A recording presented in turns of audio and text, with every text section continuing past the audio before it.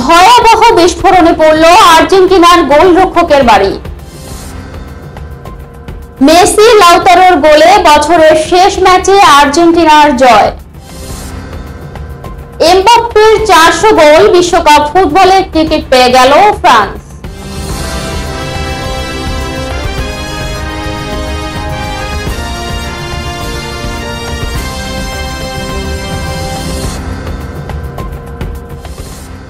আসসালামু আলাইকুম, আপনাদের সাথে আছি আমি নীলা ইসলাম। এতক্ষণ শুনছিলেন সংবাদের শিরোনামগুলো, এবার জানাচ্ছি বিস্তারিত। আর্জেন্টিনার বুয়েন্স আয়ার্স শহরের কার্লোস স্পেন গিঞ্জিনি এলাকায় ভয়াবহ বিস্ফোরণের ঘটনা ঘটেছে।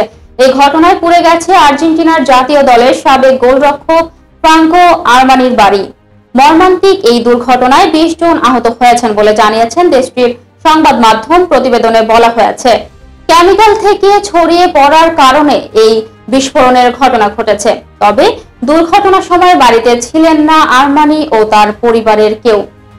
বাড়ি খুব বেশি ক্ষতিগ্রস্ত না হলেও পরিবেশগত বিপর্যয়ের কারণে এখনই সেখানে ফিরতে পারবেন না তারা, কারণ আশেপাশের অঞ্চলে ক্ষতিকর রাসায়নিক কেমিক্যাল ছড়িয়ে পড়েছে।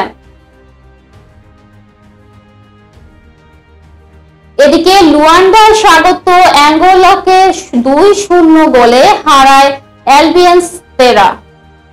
স্বাধীনতার 50 বছর উদযাপনে বাংলাদেশি মুদ্রায় প্রায় 159 কোটি টাকা ব্যয় করে ম্যাচটি আয়োজন করে আফ্রিকার দেশটি।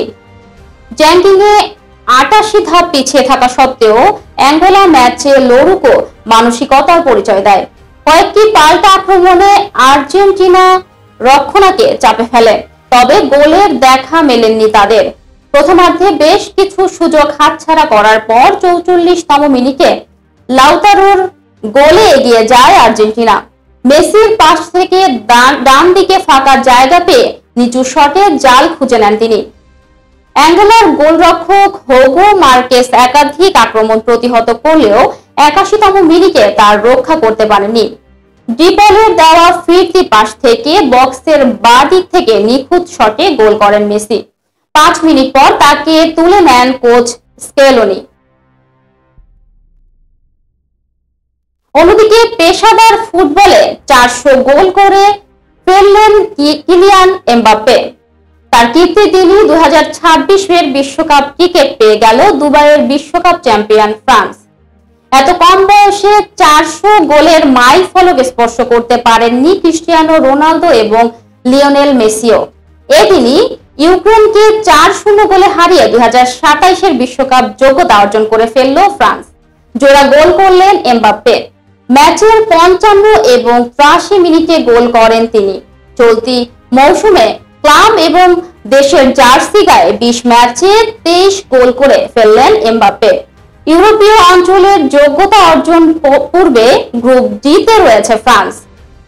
ইউক্রেনের বিরুদ্ধে গোটা ম্যাচেই দাপট ছিল দিদিয়ের দেশের দলের, তবুও প্রথমার্ধে গোল করতে পারেনি ফ্রান্স। 55 মিনিটে পেনাল্টি থেকে প্রথম গোল করেন এমবাপ্পে।